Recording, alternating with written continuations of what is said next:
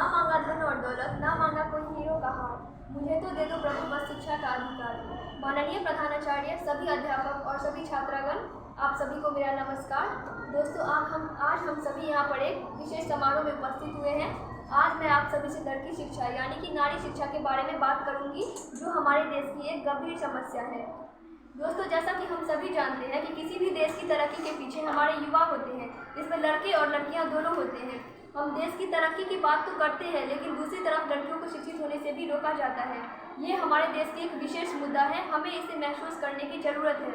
किसी मजबूत इमारत का निर्माण उसके मजबूत नियमों पर निर्भर करता है। उसी प्रकार हमें अपने राष्ट्र को मजबूत बनाने के लिए देश के हर एक नागरिकों को शिक्षित करना अति आवश्यक है। लोग केवल अपने बेटे को ही पढ़ाते हैं, जो हमारे देश का केवल आधा हिस्सा है। इसीलिए हमारे देश का विकास भी आधा ही हो रहा है।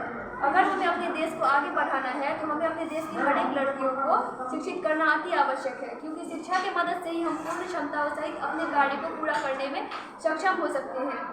हमारे देश के 70% लोग गाँव में रहते हैं और अधिकतर गाँव में लोग अपने बेटियां को नहीं पढ़ाते हैं, क्योंकि वो लड़कियों का घर से बाहर जाना एक बुराई मानते हैं। अधिकतर माताओं द्वारा अपनी लड़कियों को घर के बाहर जाने से रोका जाता है, क्योंकि शायद उन्हें ऐसा लगता है कि अगर वो घर के बाहर जाएंगी तो उनका दिमाग दूषित हो जाएगा और वो अपने धर्म से भी दूर हो जाएंगी। लोगों की ऐसी सोच की वजह से ही आज अधिकतर लड़कियां घरों तक ही सीमित रह गई है। बहुत से लोगों को ऐसा लगता है कि लड़कियों का केवल एक ही काम खाना बनाना और घरेलू काम करना है। लोगों के इस सोच की वजह से ही आज लड़कियों को पीड़ित किया जाता है। अगर हम अपने वास्तविक समाज की बात करें तो केवल लड़कों को ही मौका दिया जाता है आगे बढ़ने और पढ़ने का। अगर ये मौका लड़कियों को भी दिया जाए और वो लड़कों के साथ कंधे मिलाकर चल सकती तो शायद हमारे देश की अर्थव्यवस्था और भी मजबूत हो सकती थी। लेकिन अफसोस की बात तो यह है कि शायद ऐसा होने में अभी भी सदियों लग जाएंगे।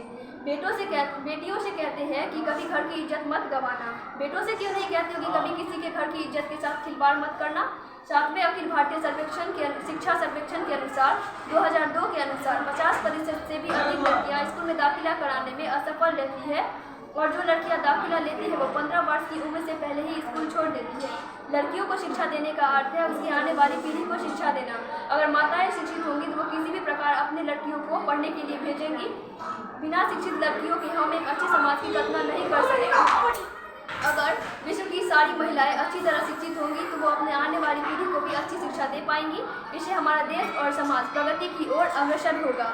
मेरी ये शायरी उन बेटियों के नाम। मेहंदी डोली कंगन का श्रृंगार नहीं होता, रक्षाबंधन भाई दूज का त्योहार नहीं होता। मेहंदी डोली कंगन का श्रृंगार नहीं होता, रक्षाबंधन भाई दूज का त्योहार नहीं होता। रह जाते हैं वो घर आंगन सूने बनकर जिस घर में बेटियों का अवतार नहीं होता। रह जाते हैं वो घर आंगन सूने बनकर जिस घर में बेटियों का अवतार नहीं होता।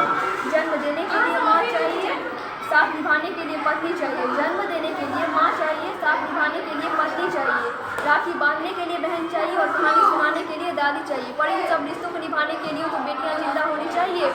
आज हमारे सोसाइटी में बेटी बचाओ बेटी पढ़ाओ का नारा क्यों आया? ये सवाल अपने आप से नहीं पूछोगे आप? हमारे पेरेंट्स कर्जा उठाते हैं तो बेटों की पढ़ाई के लिए और बेटियों की विदाई के लिए।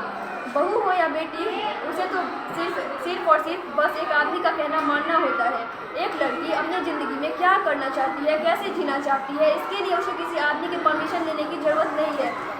हमारी जेंडर इक्वलिटी उस दिन होगी। मेरी पहचान मैं हूँ, मैं सिमरन हूँ। फलाने की बेटी चिलाने की पत्नी होने से पहले मैं सिमरन हूँ। धन्यवाद।